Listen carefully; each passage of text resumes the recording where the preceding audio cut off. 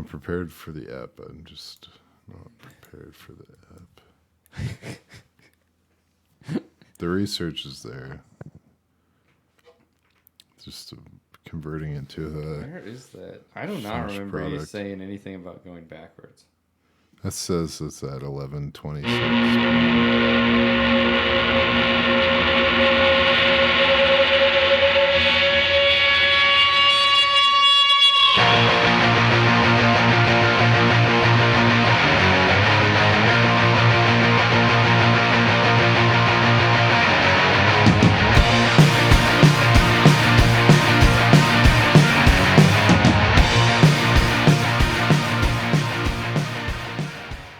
And welcome back. Woohoo! Redraft Research. We're back at it again. We got everybody in the house tonight. All technical difficulties. Figured it out. We figured it out. I'm sad I missed that collection of characters that appeared, though. That seems like it was a lot of fun. Hey, man, don't worry. Like, if the emails keep coming in for all those fan questions, and if you guys have a fan question, hit us up. What is it? What is our email? mustlovedigs@gmail.com. mustlovedigs@gmail.com, baby. If you got a video, send it in. We had a lot of fun last week. Like we mentioned, Christian's back for working camera and all. So, yeah, dude, let's talk some rookies, huh? Yeah. Hell yeah. We're going to relive all the fond memories, the heartbreak of a redrafting of the rookie class. Yeah, we're just going to review the draft and kind of do a little retrospect now that we're halfway through the season. See how we feel about how we ended up doing in the fourth belt draft. And maybe we'll talk about how we would do it differently, knowing what we know now. So yeah, I'm excited. Yeah, and let's as a twist, let's work it backwards, eh? Yeah, I was going to say, is speaking of exciting, why not just build up to the first round instead of starting at the peak and then at the third round we're just like, yeah, so someone took Kyron Williams at the third. Right. Albert Okabuna. I'm like, all right, cool. So yeah, just a slight just revisit to this. This is our main Dynasty league that we're all in, and some of our listeners are in the league as well. Shout out D-Hop. I don't know who else is listening anymore. 3-round rookie draft is what we do. This is a non-super flex, full PPR. So those were the stakes that were laid out going into this rookie draft. What is this, year 5, 6? Year 5. 5. Yeah, 5. Yeah. Fourth rookie draft. Damn. Shiz Come a long way, fellas. I know. I was a little sad when I traded Calvin Ridley to you. That was my last player from the startup draft. Really? Yeah. Oh, wow. I didn't know that. I can't believe you did it now. It's whatever. Well, you had to. The Bateman injury. Yeah, it is. I can debate that. Yeah, but I still got Diggs on that team. There you go. Drafted him, so MLD. Anyway, yeah, let's get into it. I think Christian's got all of his drafted players, I got a bunch of them. Yeah. No, I don't have Chris Godwin. I do have Aaron Jones, Nick Chubb, Rodgers. Yeah. I think that's it, though. Yeah. I still got Deshaun Watson, and he'll be on my team until I drop him because no one wants to touch him right now. So, well, yeah, that's fair. Seems to be a recurring problem in his life. Ooh. But all right. Let's just get into it, guys. So basically, I'm just going to walk through the order we drafted the guys, and then we'll just throw out a little tidbits about these players. And then at the end of each round, we'll do a little recap, maybe who should have been in the round, or in this case with the third round, we'll touch on a few undrafted players and just give a little bit of opinion there. So, all right, we're gonna start at the 3-1, which was Christian's pick. That was me. Here strong. Yeah. Big old goose egg. So the guy's got one rush attempt. Despite Damian Harris missing 2 full games. Mm-hmm. So just don't trust him at all. Ty Montgomery getting play in front of him was weird from the jump. Yeah, I mean, he's still on my roster. I'm not gonna drop him just in case, unless something more interesting pops up. But yeah, it's kind of a wasted pick right here so far. yeah, Hasn't really gotten anything. yeah. Well, as we go through, you'll hear all my wasted picks. So it's at least yours were in the third round. Love that. Next up, again, Christian, man, third round master here. It was Yeah, Jelani Woods. So Jelani Woods. You know, I'm fine with this one still. He hasn't really started super hot necessarily, obviously, but like he looks kind of what I wanted him to be. He's just not getting the work. But like he had that one game, he had multiple touchdowns. I think he can still find a way on this offense. This offense is just atrocious right now, so it's hard for anybody to get going. yeah, and when you're talking about tight ends, we always say give them a year or two or 3. Mm-hmm. But one thing that does kind of weird me out about this setup is he is third in tight end targets on his own team. Yeah, So I that's didn't tough. really anticipate the Kylan Granson thing. I mean, 27 Yeah, targets through 8 weeks or whatever. It's like, yeah, it's not nothing amazing, crazy but anyway, but yeah, it's bad when you're in third and first is 27 yeah, or yeah. whatever. Okay, all right. Well, Keontae Ingram is next up.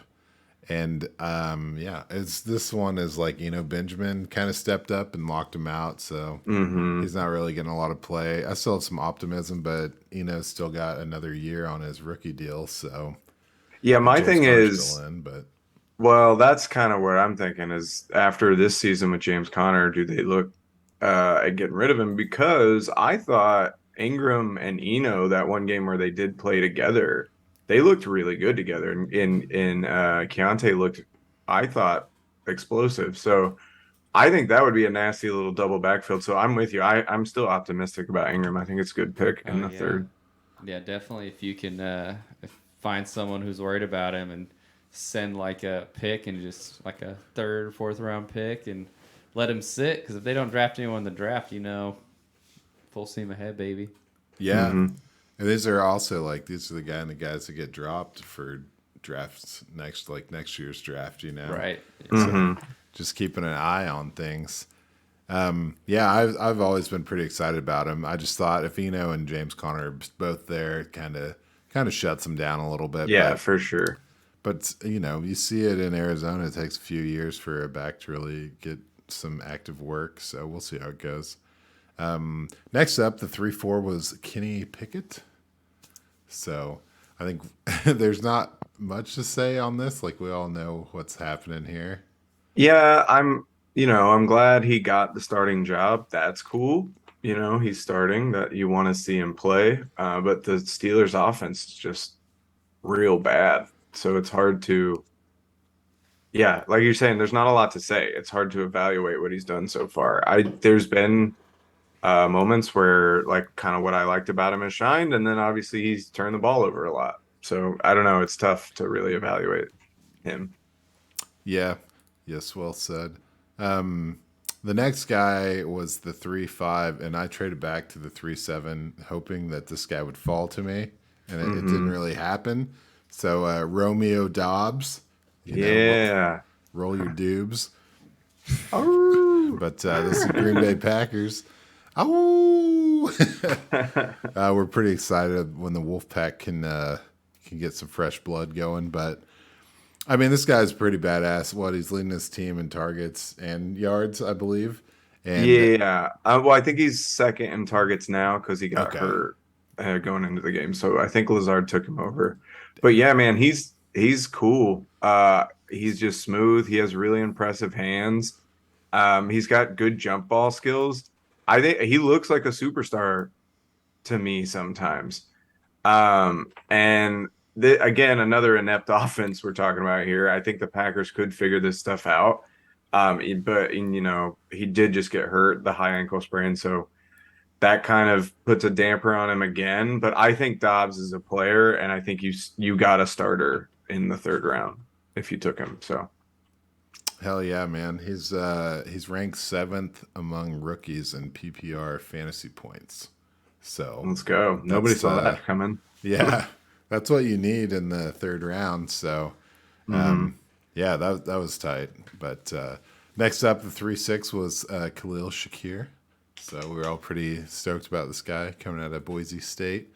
I'm still holding hope, man. A big surprise for me has been Isaiah McKenzie's relevance this year. And I think that's something that fades. Jameson Crowder's been kind of a non-factor, so I think he emerges as the number 3 guy in this offense. No, I'm with you 100%. I think this is kind of a steal in the third round, honestly. I think when Shakir has plays, he's looked really good. So yeah, I'm with you. I think he ends up taking that spot. Just maybe not this year. Yeah, it's a good offense to be on with the Bills. So yeah, for sure. Especially the way Josh Allen likes to hit the slot. Oh yeah, he loves them slots. But, okay, next up was me. It's the Tyquan Thornton. You know, I was pretty amped on this guy out of Baylor. He went to the Patriots and got injured pretty quick, and I dropped him because I had to make a waiver wire claim. We'll get into that later, but he has had one big week. He had that 21.3 fantasy point week, and everyone got jacked, and he had a rushing touchdown and a receiving touchdown. But in the other 5 games he's played, he hasn't really gotten over 3 fantasy points. So I think it's fine as a third-round player. There's some optimism, but I don't think, I don't think there's too much to say here. It's cool to have he had a pop game. It sucks that he had an injury. So it kind of breaks even. But yeah, I mean, yeah, it's one of those things. It's super hard to evaluate. And then that offense has been weird too. You had the whole exchange of Zappy and Jones and trying to find traction there. It's just, I don't know, bad luck to start a career, especially for somebody taken in the second round. Yeah. Obviously third round of this draft, but second. He was second, right? Yeah, he was. He got drafted ahead of Sky Moore and George Pickens. Yeah. 50th, I believe. Yeah, damn. They traded up. They trade the Chiefs up to get him. Yeah. Well, whatevs. They all should have taken Pickens there, apparently. But all right, Greg Dulcich is the next guy up, and steal. Yeah, he's definitely a steal. That was my pick, by the way. Good job, dude. Thanks, man. Denver Broncos tight end, you know it. He's coming out of UCLA, one of them California schools. Hey, impressed with his hand skills at the combine. You know, a little scared with Alberto there, but it seems to be working out. He's got about 11 points per game since he's came onto the scene. He missed the first 5 games, 6 through 8. I mean, we couldn't ask anything better from a rookie tight end, baby. You literally couldn't ask for anything better. I statted some of these guys, comparing them to the last 5 years of rookie classes. And in yards per game, he is number 1 over the last 5 years. He's only played 3 games, 180 yards, but he has the number 1 spot over the last 5 years. That's wild. Yeah, it's cool. Yeah, he looks awesome, man. Like, he's one of the few parts of that offense that's working well. So keep using him. That's a steal. Heck yeah. Next guy up is Hassan Haskins. And it's kind of a weird one. Like, at first, I'm like, this kind of feels like nothing to be excited about. But digging into it, man, I mean, the Titans, they only have 1 game where their margin of victory was more than a touchdown. So they were kind of clinging on to every game with, both hands, white knuckle in it. So Derrick Henry has been the only thing actively happening for this team. As we all know pretty well, they're second lowest in pass attempts in the league per game. So, but when Haskins is out there, 4.2 yards per carry. He's doing special teams kick returns. Very active. I think when he gets an opportunity, I think he's kind of ready to roll. He's just kind of been in the shadow. Yeah, I mean, we were kind of banking on Henry not being 100%, and boy, is he fine. Haskins is your perfect taxi squad guy. Yeah. Like, absolutely, because they are using him. You're right. Like, they use him on special teams. He looks good. And whenever he gets an opportunity, I'm with you. I think he will produce.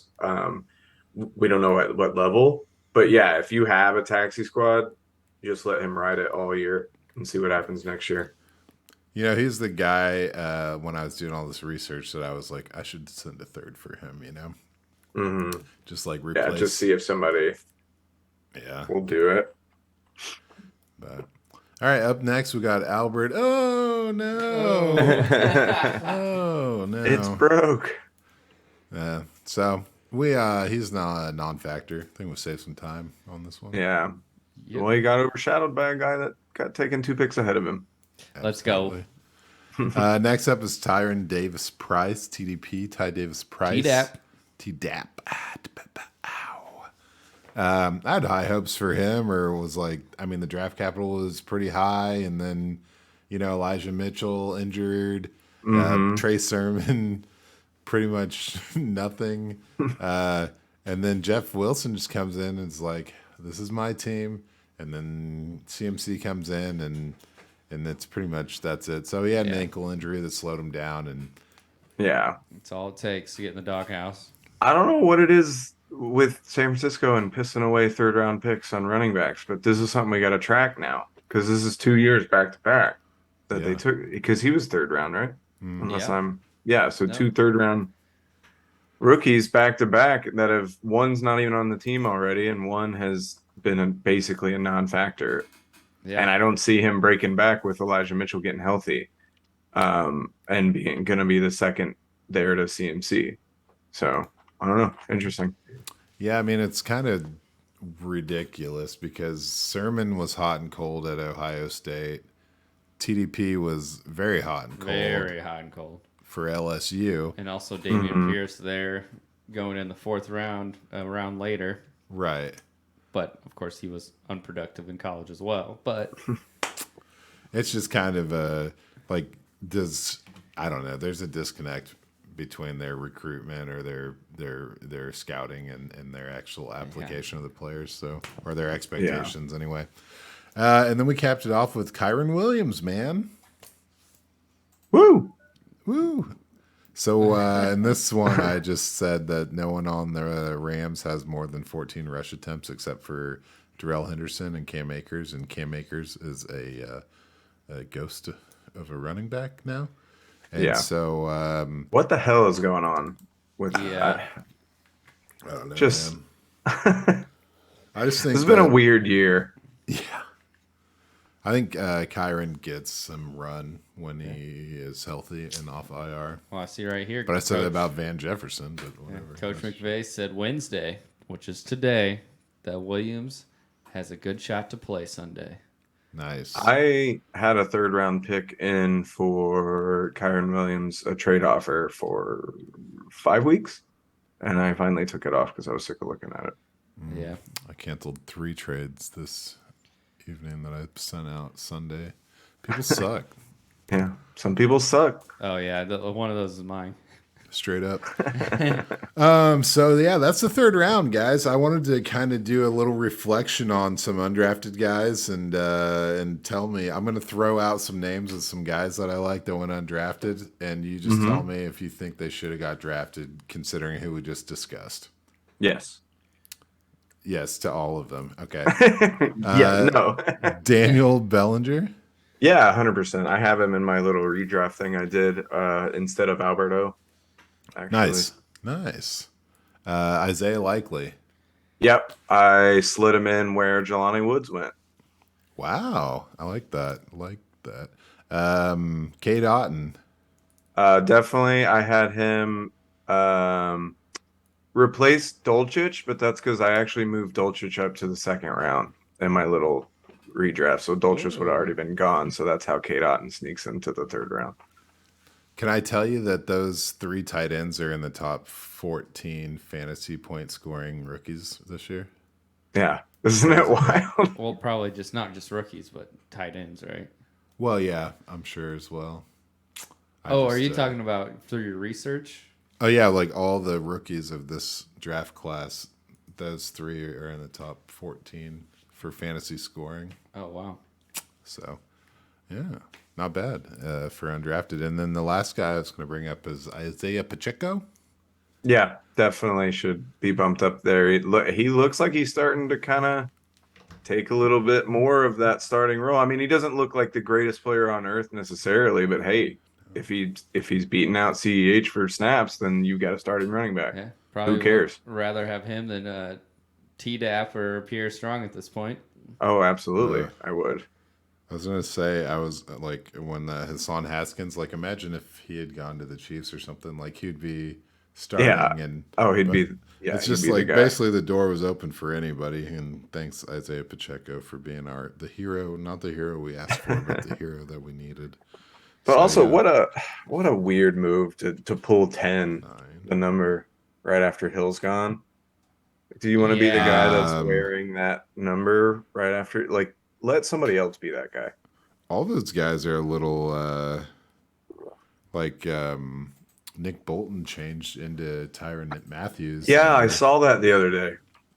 Like, I hadn't noticed that until like Sunday Night Football. This one against the Chiefs, I noticed that he had changed his number. Yeah. Yeah, I'll throw a couple out that I thought should have made it. I think you covered most of them actually. I put Pacheco in there. Oh, Jaylen Warren, I think probably should have been drafted. Oh yeah.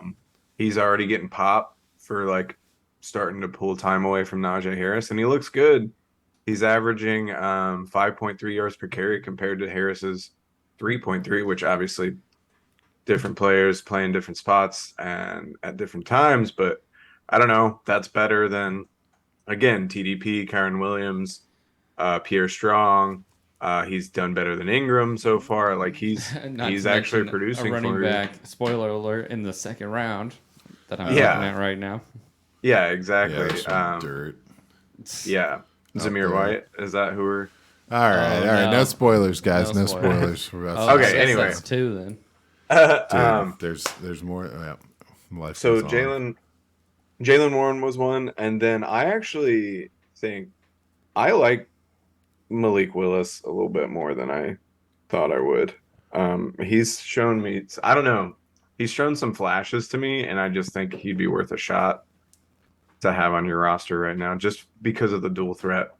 I think it was literally that one throw, the back kind of like behind the guy's shoulder throw. I was like, damn, that was a nice throw. If he can keep that shit up, this guy could be somebody. How is that offense just not an RPO with Malik and Derrick Henry and never pass the wall? Don't even make it just an RO, run option. Like no passing option. Which one of us is going to run? I mean, yeah. It's pretty much that so far, right? I mean, like, yeah. And it works. The Titans are way fucking better than I thought they were going to be. So, hell yeah. Well, you mentioned Dolchik. You moved up to the second. I think Romeo Dobbs also moves up considerably. Yeah, go ahead. I was going to say, where'd you end up dropping him? I got a little cheeky with this. I snuck him into the 112 because it was Christian Watson. And I just thought it would be funny to replace Christian Watson with the other Packers receiver. Rookie starter. For That's actually, I mean, but I definitely think he should be. He's in that range, like late first, early second type range, because he looks like a player, man. So I didn't think it was that crazy, but I think maybe I'd get some pushback on the first round. Crazy. Value, but. No, man. Well, we'll be hearing about it later when we see where you're feathering in the other 11 guys. That's fair. Oh, yeah. Another undrafted guy that you might want to stash away, Isaiah Weston. Just kidding. Yeah, wow. But I think that was it. Yeah, throwing out injuries, shit. Yeah, throwing elbows. Throwing shade. Well, all right. Mute in the ages, Mike. Yep. Perfect. Nailed it. All right, we're gonna go to the second round. Okay. You guys ready for this? Oh God. Let's do it. Okay, I'm going top down. All right. So 2-1. Isaiah Spiller. That's a tough one. Yeah. I mean, the thing is, he's finally active, right? In week 9, well, he had week 7, then a bye, and then 9, but 7 didn't really count. He comes in, he's got 7 carries, 4.14 yards on the average. Not bad. I want to throw a little context out there. Larry Roundtree, friend of the podcast, he only had 2 games of 7 or more carries last year. So it's not completely unheard of for a guy they're going to cut next year. Yeah. Basically. That's what, no. You guys heard what I said. Yeah, the Spiller thing's interesting, and then it's just that I think again we kind of thought you and I were on the same page with Eckler, possibly falling off a little bit. Which he just wants to put up 10 touchdowns in 5 weeks or something shit just to make us look real stupid. But so he keeps continually crushing it. So there's just no room for really anyone to gain any traction. Yeah, like why would you? Yeah, there's no point in putting Spiller in. And so hasn't been the healthiest wide receiver core, so it's like. And I'm fine still stashing Spiller. Like I'm not trying to trade him or drop him or anything, but that's a tough one. It's gonna just be a broken record, man. Don't take any LA drafted running back, Charger or Ram, or whatever, or San Francisco either. Just no Californian running backs. Just none of them. None of them. Fuckers. Okay. So next up with the 3-2 was Rachaad White. Yeah. Yeah. What's Rachaad up? White looks good, and he's pissing Leonard Fournette off, so that's fun. Yeah, man. Wrinkle. I think it's pretty good. He's got 25 targets and 38 rush attempts, so a lot of optimism. Yeah, I'm high on White. I think he's going to start popping here soon. Fuck yeah, I'm into that. I tried to send him to AJ, no love. But next up, we got resend it.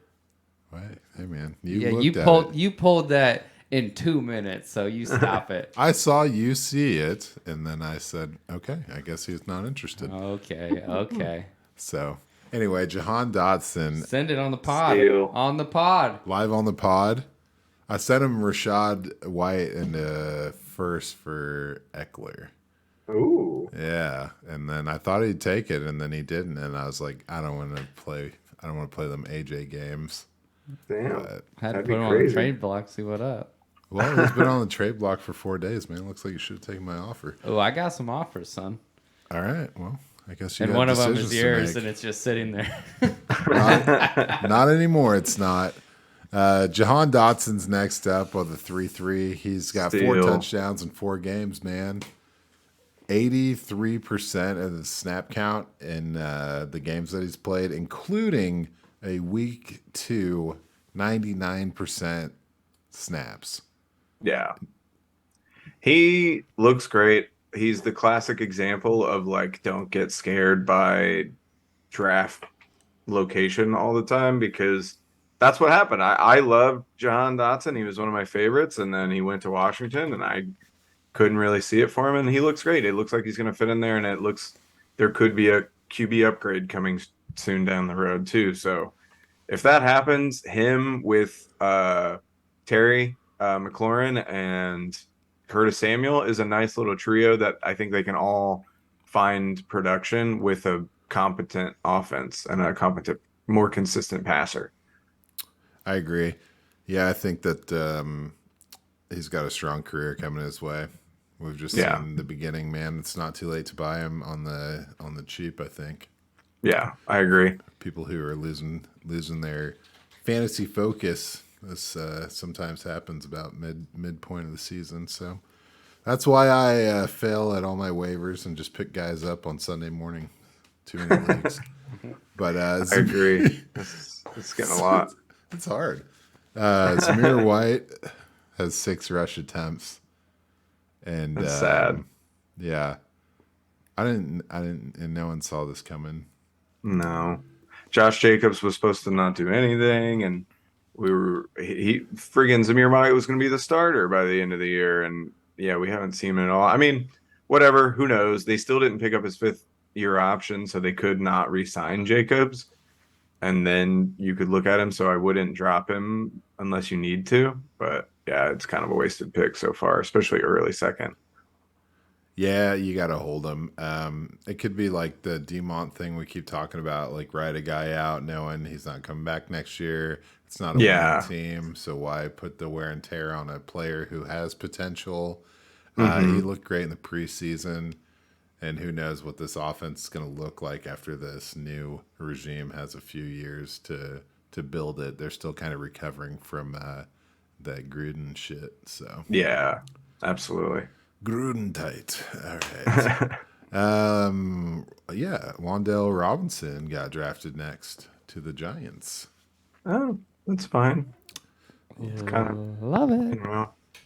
he's popping a little bit, I guess. He looks explosive, but that's just the wide receiver core in New York sucks. So I think until you get like a true, uh, I don't know, Robin to his Batman or his Batman so he can be Robin, whatever, however the fuck you want to say it. Till he gets somebody to take a little pressure off of him, I don't think he's going to pop as much. He doesn't, he's a smaller guy. I feel like they can kind of try to keep a lid on him because there's nobody else to pay attention to. He's not an alpha. I Yeah, hear you. I guess. Yeah, and it's More hard. concise way to say it. Well, yeah, I mean, I know exactly what you're saying, but like he's lacking that yeah, that other half, like you're saying. Hmm. You Yeah, can some guys can go out there and do it by themselves, and he's not that guy. He's too yeah. small. Hmm. But 100% agree. he's got 4 targets per game, and the only Giants outpacing that is Saquon and then Sterling Shepard, RIP. But Yeah, poor so guy.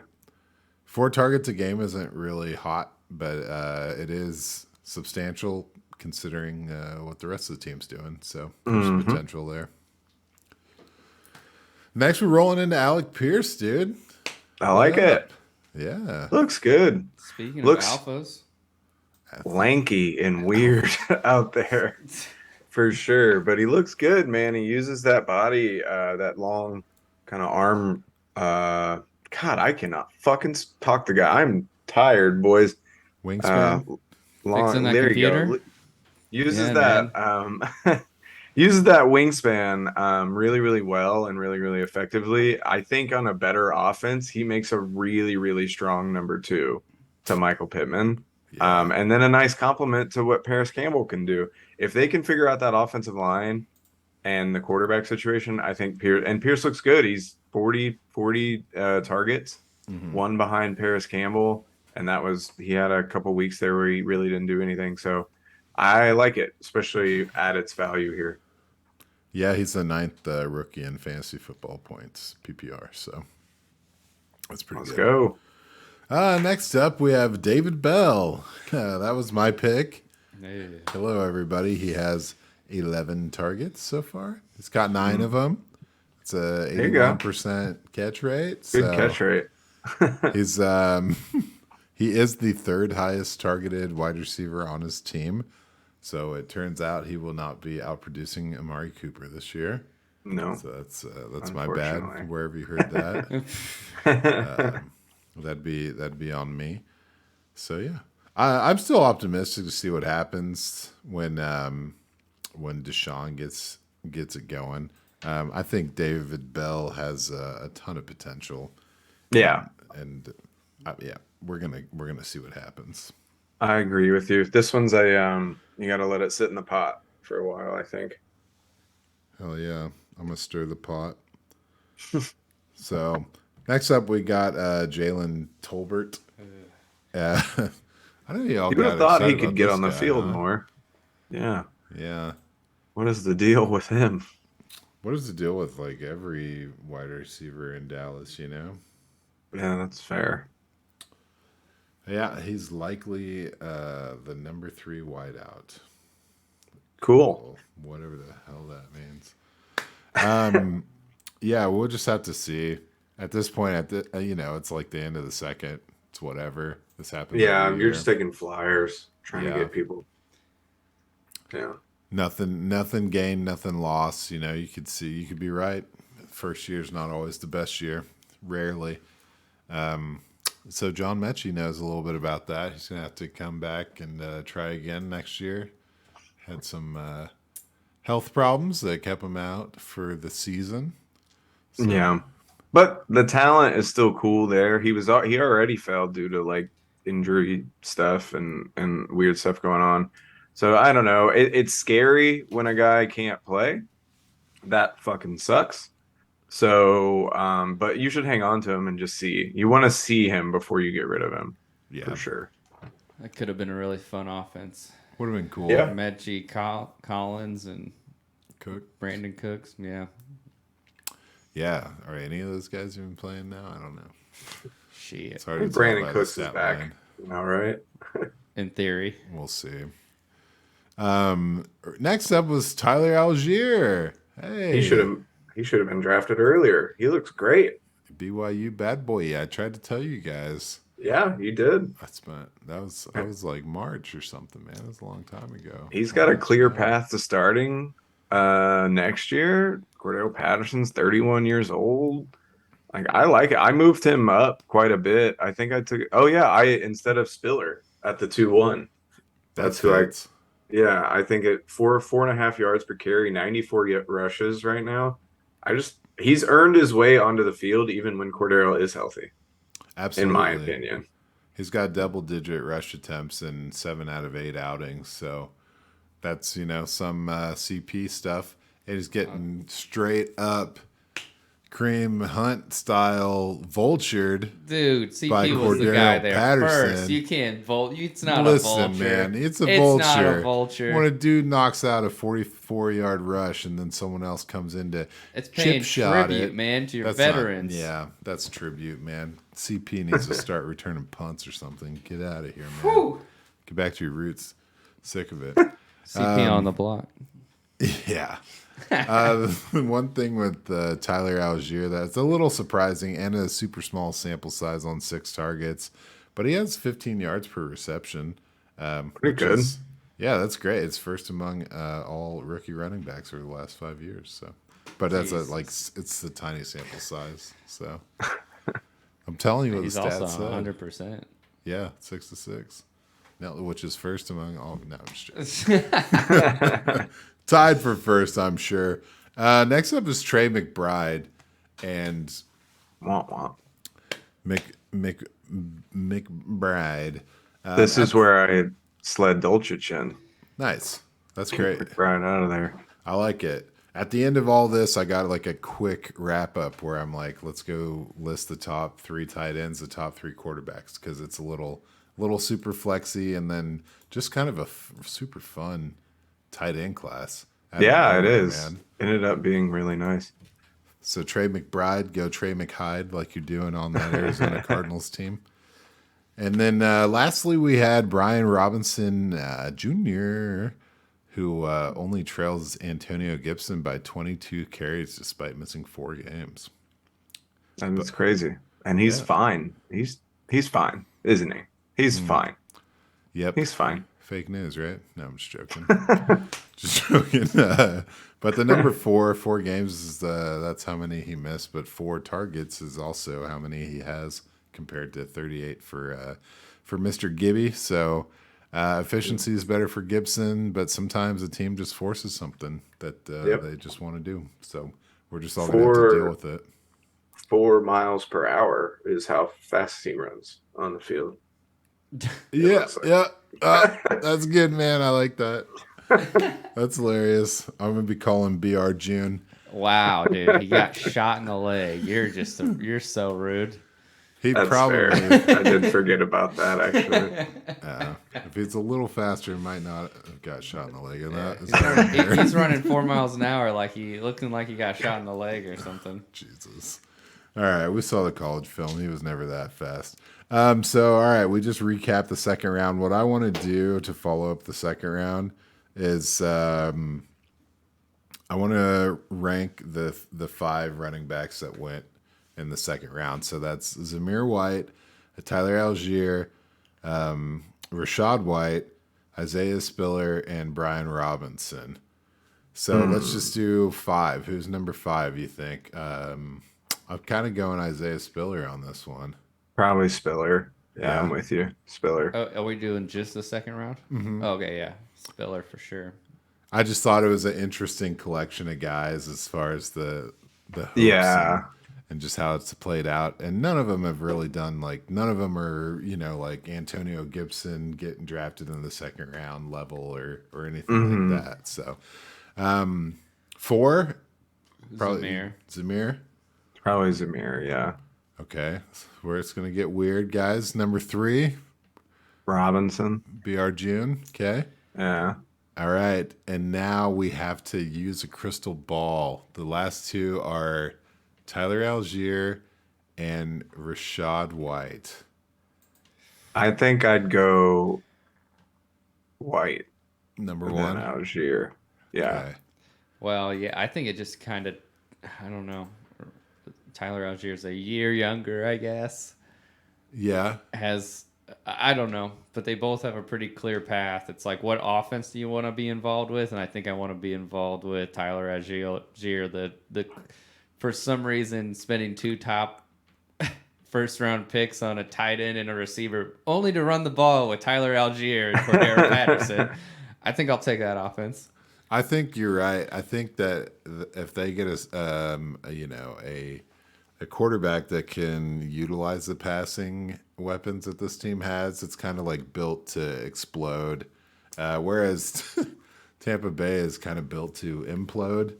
Yeah, that's fair. I don't think they can recover in the quarterback position as easily.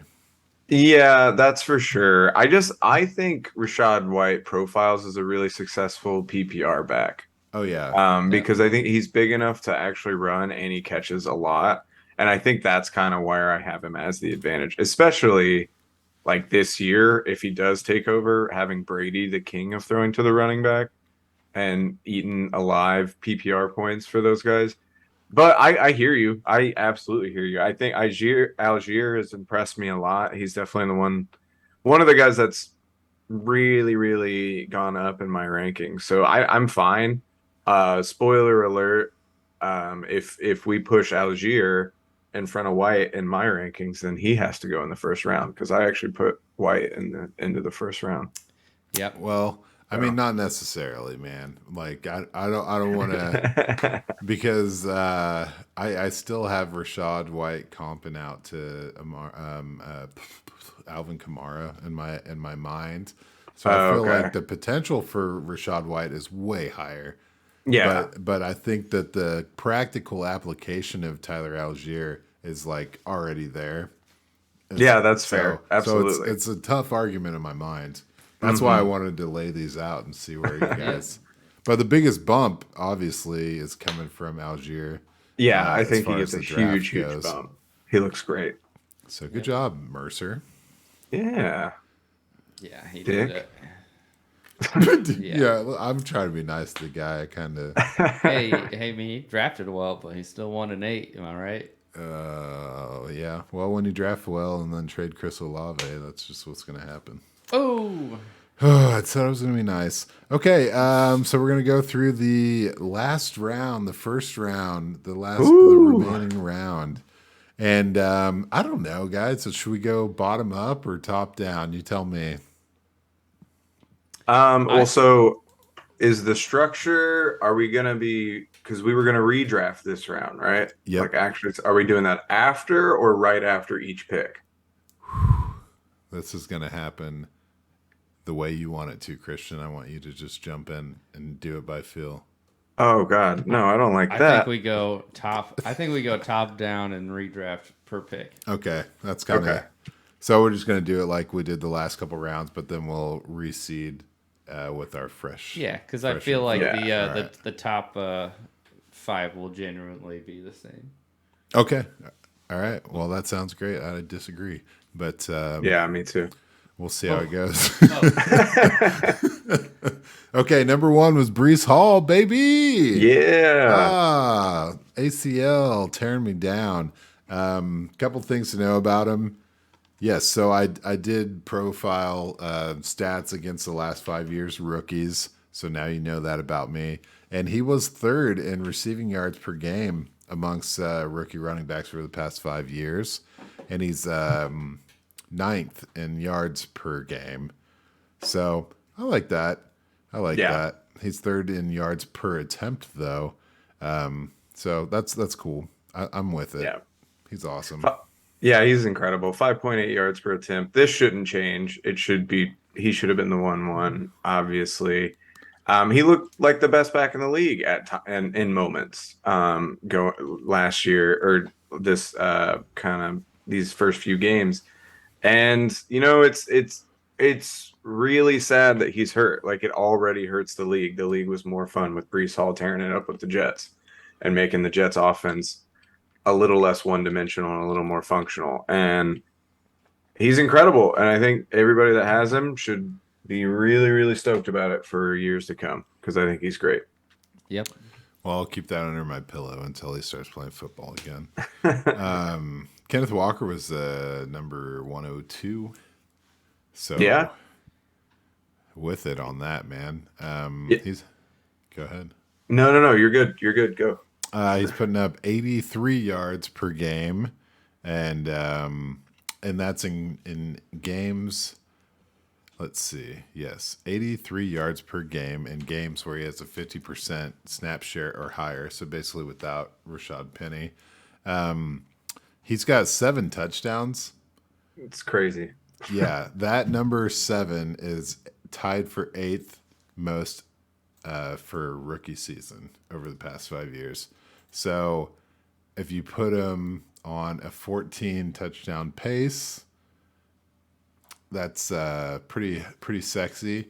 But if you do games without Rashad Penny, it's 1.4 touchdowns per game, and that puts him closer to 19 possible. Oh wow! So if he keeps up what he's doing, he's closer to 19 on the trajectory, which is just absurd. So, yeah, he looks incredible. For what it's worth, he actually has a higher grade from PFF than Breece Hall. He looks great. Over 5 yards a carry, 571 yards. He's a bit lacking in the receiving game. He's only got 16 targets, which kind of sucks. But pure RB1 potential right here. You guys know in our super flex that we're in the roasted league, I took Drake London instead, and I think I regret it. I think I probably should have taken Kenneth Walker. Probably would have been really good for my roster, who's needing a running back terribly, and I whiffed on one. He's good. I think in this redraft, I would probably keep it the same. Right on. I flirted with the idea of taking him with the 101 just because the outside zone king of the West is what I've been calling him. The Doak Walker award winner. The guy's real. Obviously, Breece Hall is superior in all my mind and heart. Yeah. When Walker went to Seattle and Breece went to the Jets, I was like, they're about 50-50. And it's good to see that they're both operating on an elite level. So that's pretty cool. But Drake London, on the other hand, went at 103. The Falcons are just running the ball, man. Third fewest attempts in the league. But he still has a 28% target share on his team. It's not really equaling production, but he is on the field 77% of the snaps. Yeah. Yeah, it's tough. It's tough with him. I think you just got to wait and see when another quarterback gets there, see if they open up this offense a bit more. He's about 50-50 on contested catches, which is nice to see, one of his kind of areas that he should be good at. And he's, 50-50 is good for the jump ball. That's kind of what your odds should be if your receiver's good enough. And he's leading the team in targets. I think he looks like a stud still. They need to use him more in the red zone, but it's just Falcons are weird. Do you? I know you're traveling this past weekend. Did you get a chance to watch any of that Falcons game? No, not really. Oh, yeah, you're at MetLife Stadium. Yeah, I was. So he got a pass thrown to him in the red zone at like the 5-yard line, and he got stood up, and Khalil Mack just took the ball out of his hands before progress was called. Just like took the ball and ran. Oh no! It's like the saddest thing I've seen in a long time. Yeah, that's real So, sad. yeah. Clemac's a big boy though. Yeah, I mean, what are you going to do? He's one of the best, but Yeah. okay. Well, yeah, I'm definitely willing to wait. I don't have, well, I do have a little bit of Drake London. I'm still starting him, man, because that's how desperate I am in that league. But I'm not desperate enough to start Traylon Burks. So, No. Where do you have Drake London on your redraft? Oh yeah, sorry. I forgot. So actually this is the first spot that I do. I think it should go Hall Walker. I actually think Chris Olave should have mhm. been the 1-3 instead of Drake London based on what we've seen so far. Drake London I moved him down to the 1-6. Beautiful. 6. So the 1-4 then, Traylon Burks, baby. Traylon. The A.J. Brown replacement. Guys, Traylon on that hype, man. He's trailing as far as replacing AJ Brown. It's another It's bad. team, second lowest passing rate in the league. Even if he was out there, kind of touched on it when we're talking about Hassan Haskins. It's like Derrick Henry only, Yeah. but you know, as you mentioned with Malik Willis, there's some hope for this team going forward. Hmm. This team just, I think they need to accept their reality. It's like the Colts light or something, like the Colts with the Yeah. wins or whatever. It needs a little bit of you're missing something and you need to kind of own it. Yeah. So, and that something is a well-rounded offense, kind of, in my opinion. Yeah, no, absolutely. And I think Burks can be that guy. He struggled early. He got hurt. And then, I don't love only having 16 targets, less than 130 yards, and no touchdowns. That's not great. But you're like, they don't throw the ball. But I think that's obviously the Tannehill injury. And then, so Tannehill's in, but Burks is hurt and Right. in and out as a rookie. Then Burks is fine, but now Tannehill's out. And they don't want to work Malik Willis's arm, I think. And so now you're just in this weird dance. So I'm fine holding on Burks. He definitely should not have been the 1-4 based on this. I have him falling all the way down to the 110 actually in my redraft. So, Okay. but I still like the potential. I think he's got the traits, but I don't know. He just hasn't done much. A tank with a turbo. Yeah. But he's out of artillery shells. So here we go. All right, Garrett Wilson's next up. He's the 1-5. You made this Yeah. pick, yeah. Yeah, I did, and that's who I actually would have put at the 1-4 instead of Traylon Burks is Garrett Wilson. Yeah, I love it. I'm super. I love Garrett Wilson. Um, he has 68 targets on the year. That doubles the next closest receiver on his team. Honestly, man, you said it. I was at MetLife Stadium. That was a really cool game to watch. The Bills Jets game. The Jets upset them. Watching Garrett Wilson, he reminds me of Devonte Adams a little bit, with his ability to just always be open. Like he's just open all the time. And so like he was eating the Bills alive with just these little like, okay, bang, 6-yard catch, bang, 10-yard catch. And he's just doing it over and over again. And he looks like an alpha to me. And if the Jets continue to roll the way they are, if Zach Wilson improves, I think you've got a number one here. And I think, yeah, I love Garrett Wilson. I really do. I think he's great. Yeah, man, this Jets team was cooking up to be something pretty spectacular there. And then they're still Yeah. doing great. Apparently, they were beating the Bills without Brees Hall, but damn, what could have been, man? What could have been? Yeah. But Could yeah, have been fun. 68 targets is pretty substantial. Over the past 5 years, he's ninth amongst rookies in yards per game, which is pretty healthy. And he's got 22% of his team's target share. So Well, Garrett Wilson's 1-4, right? yeah, so the Garrett Wilson was 1-4. So at the 1-5, he's not going to be there, obviously. And I actually went with Damian Pierce. Nice. I've switched sides on Dameon Pierce. I think he's going to be really good. But we can get into that later on when All we're right. when we're on him. We'll sneak in on the 1-6 with Olave as I love to talk about Mr. Smooth.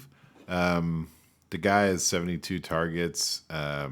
He's on pace for 144 targets, which over the last 5 years, the top number was Jamar Chase with 128 in 17 games.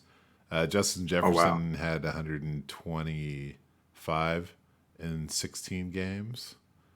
And Jalen Waddle, of course, had 140 in 16 games.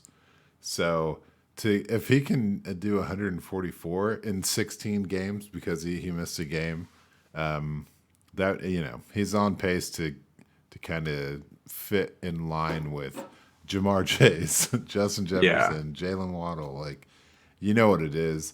Those guys mean something. And he's right now he's sitting at third in yards per game over the last 5 rookie years. So yeah, man, he looks like a stud. Air yards is an interesting stat for me, and I can, in case you're listening and don't know, that's yards including incomplete passes, so complete and incomplete. Chris Olave is number 2 in the league in air yards, behind Tyreek Hill. That's the only person who's behind. So he's around names like Devontae Adams, Stephon Diggs, Mike Evans, Amari Cooper, like all these guys that are the true alphas on their offense. And Chris Olave is already right there in year 1. And his problem is that the quarterback isn't that great. And his other problem is that New Orleans doesn't have a first-round pick. But if New Orleans is an aggressive team, if they make a move at quarterback and try to swing for the fences, Chris Olave could be an absolute monster. I mean, he's got 72 targets, but it's only 43 receptions. So he's like a little over half of that. So if we can get more of this going, he's the wide receiver 15 on the year with those stats. Like, Chris Olave looks like an absolute monster, and I'm excited for it. As well, you should be. He is actually a monster. So you called it. Next up was the 1-7. This was my pick. I went through great lengths to acquire it, and I spent it on Sky Moore. Cool. Which Tough. Yeah, it's hard. It's hard not being amazing all the time. But don't ask me. Ask my friend Sky Moore. When he's not muffing punts, he's watching other people get the ball thrown to them from Pat Mahomes. So yeah, and then the trading for Kadarius Toney, who does similar-ish things to Sky Moore, kinda. That is alarming, in my opinion. That they're already spending more resources, and then. But I don't know. We don't know what Juju's going to do. We don't know what's going to happen with MVS, whatever. Sky Moore still has potential to sit, but yeah, first round is tough to watch him just look at his teammates play football on the sideline. Yeah. It's number he's 24. Actually... I'm telling you. It's the number 24. I fucking hate it. Jeez. So you're right, McColl's going. Last year, McColl's deal, Juju had the 1 year. And exactly. He's only has 13 targets, which sucks. But he's actually on the field for 22% of the snaps. So only having 4% of the targets, but 22% of the snaps means that you're still getting some play. And with Kadarius Toney coming in for his for the game last week, he still had 26% snaps. Well, that's so good. It didn't really hit him there.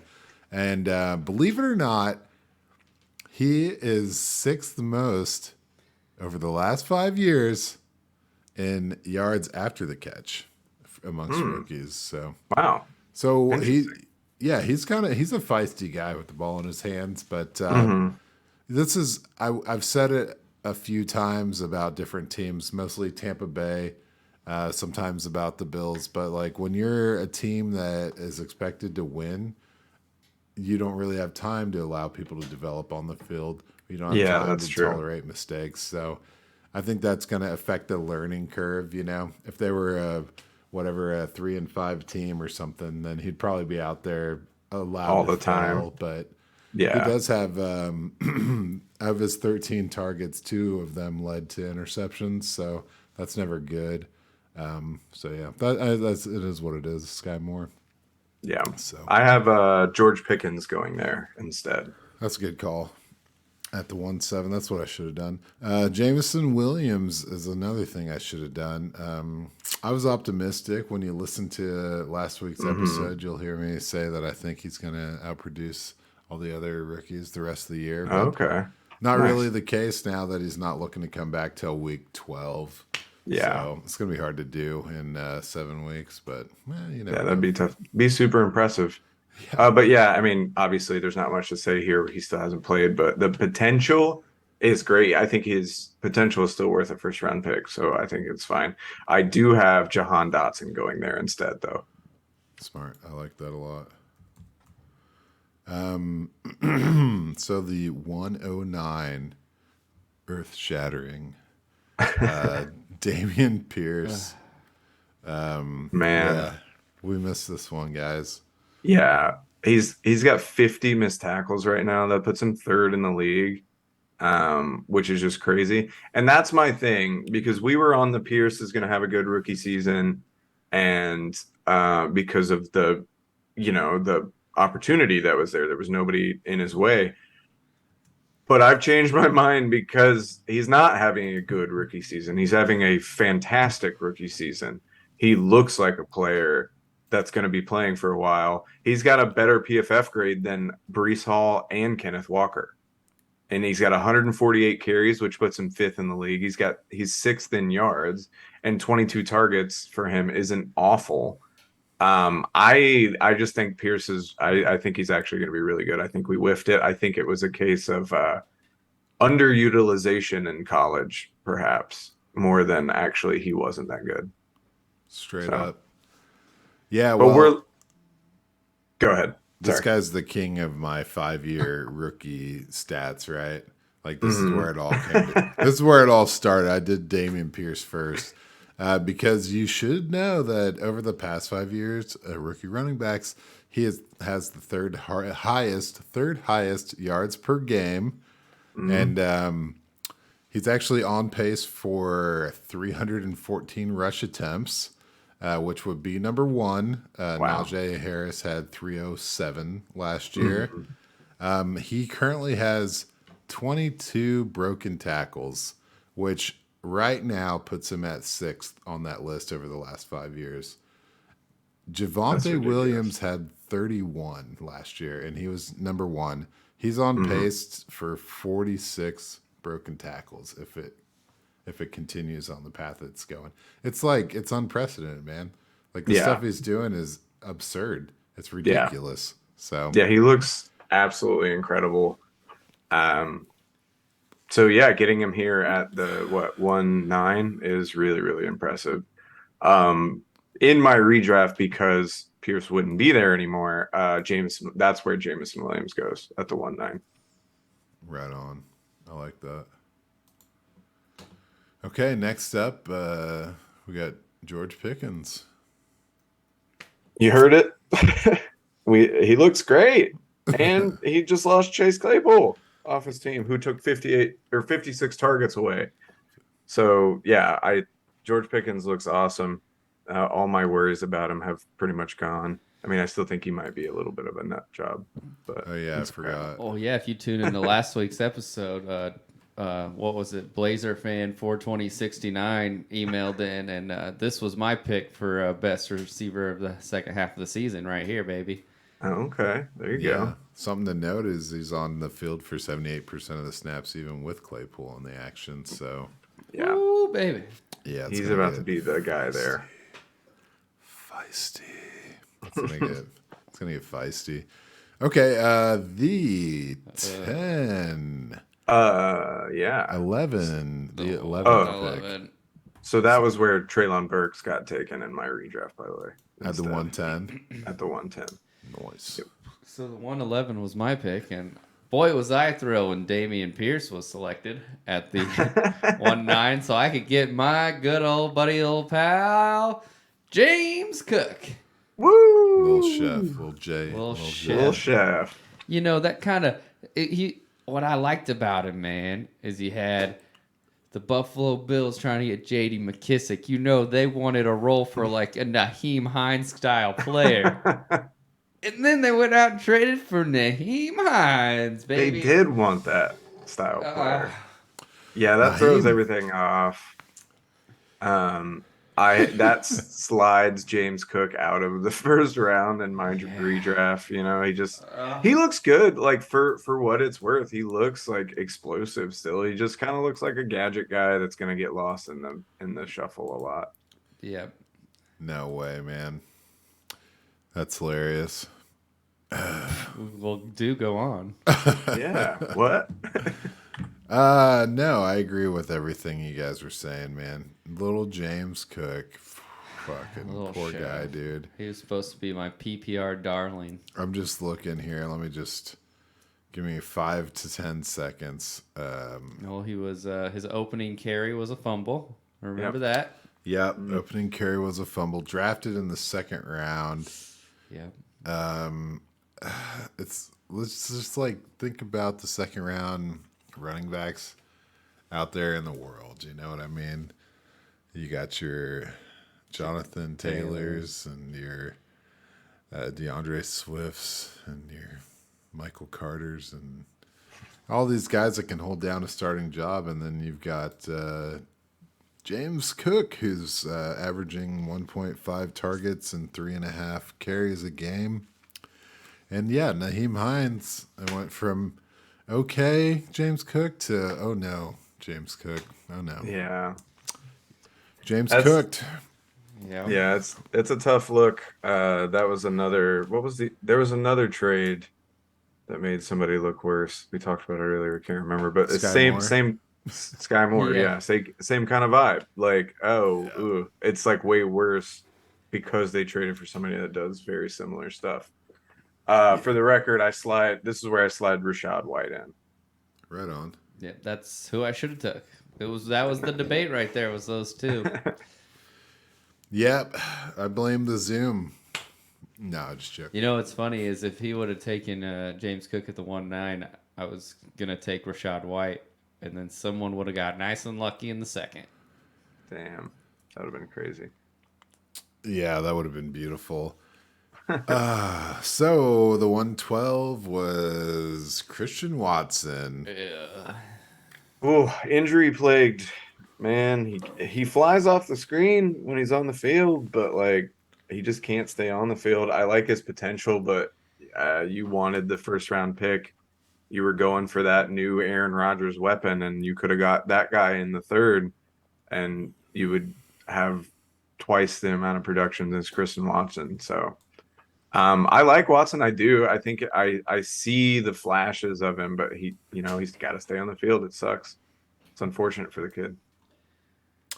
You hate to see it. Well, you give us your Flash Master top-down new age. Yeah. So my redraft, the original 1-1 was Breece Hall. That doesn't change. We stick with Breece Hall. Same with the 1-2. We're going Kenneth Walker.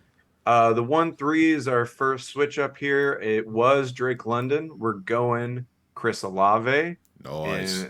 In my redraft. The 1-4 was Treylon Burks, switching that up for Garrett Wilson at the 1-4.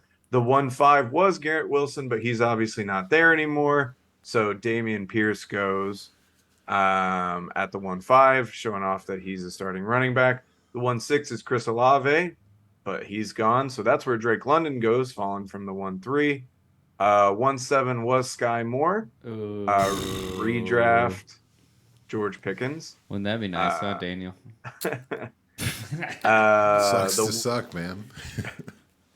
The 1-8 was originally Jamison Williams. Should have been Jahan Dotson. Yeah. The 1-9 was originally Jamian Pierce, but he's already gone, so that guy snatches up Jamison Williams instead. The original 110 was George Pickens, but he went at the 1-7. So now we're doing Treylon Burks, trying to get that first round talent still and hoping it pays out. Original 111, James Cook, switching that out for Rashad White.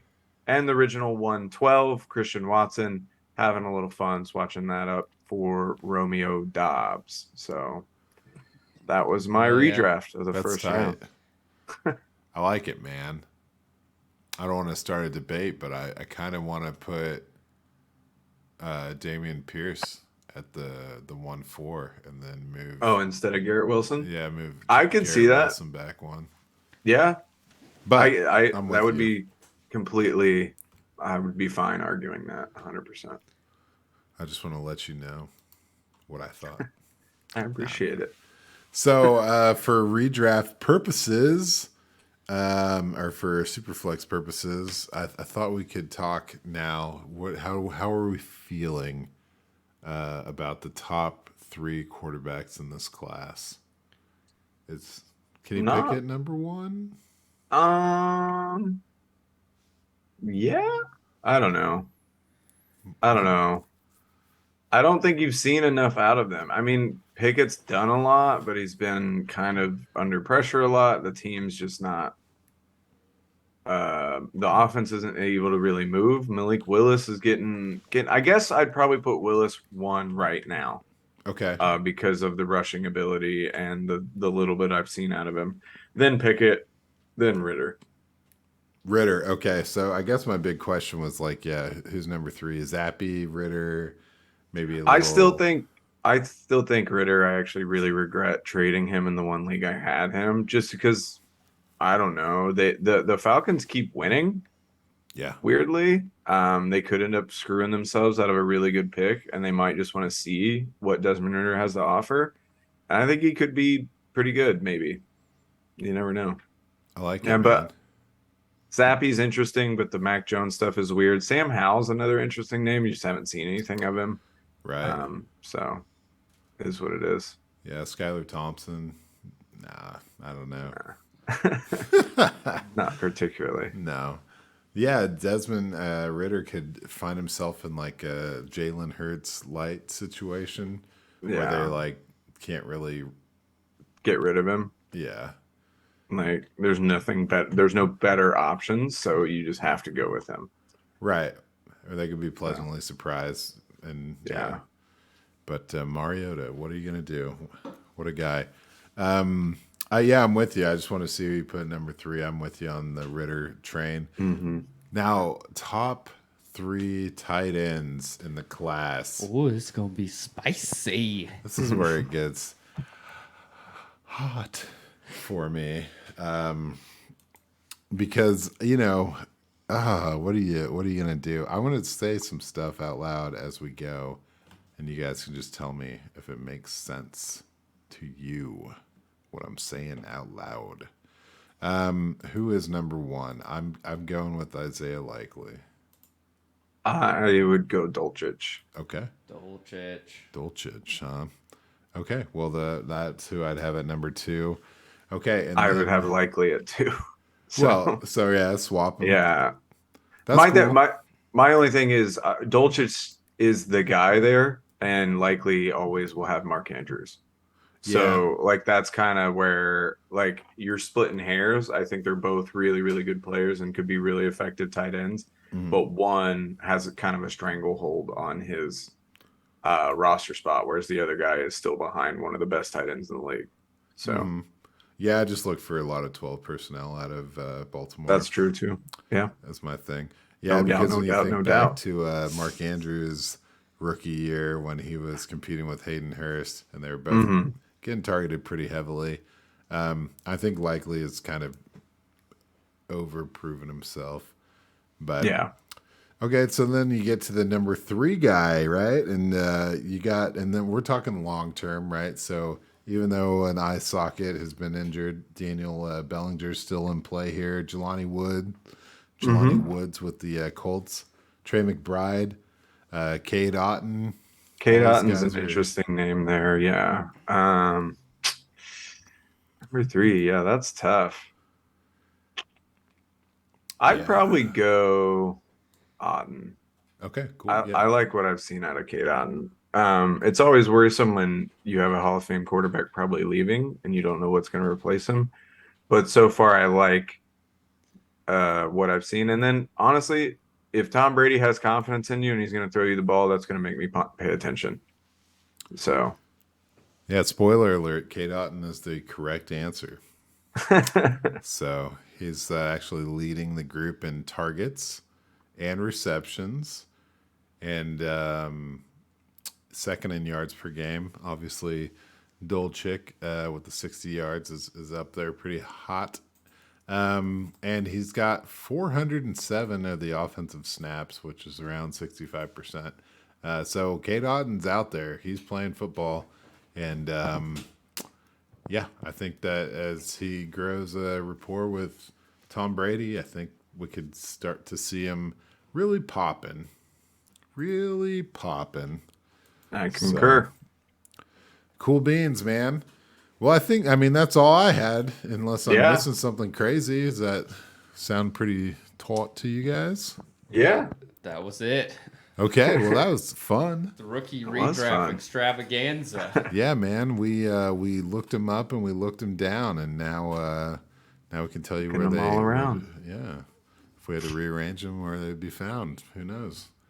But yeah, hey, I gotta thank StatHead for things and Pro Football Reference. You guys really taken the hours of research down to manageable levels. I got to figure out what's going on with Pro Football Reference, though. I was trying to get on there today. That's what made my research a little slower because they were down or something. I couldn't get on. Maybe it's my computer. Yeah, I was on there last night, so I can't speak to their. I was on the cellular phone platform though, about 6 o'clock. And it was fine. Yeah, about 4 or 5 hours ago. Well, shit. So. Well, thanks for joining us as always. Rough Draft Research, drafting it out roughly and researching to the maximum. But this has been a good time, and come back and we'll do it all again this time next week. Woohoo! Hey.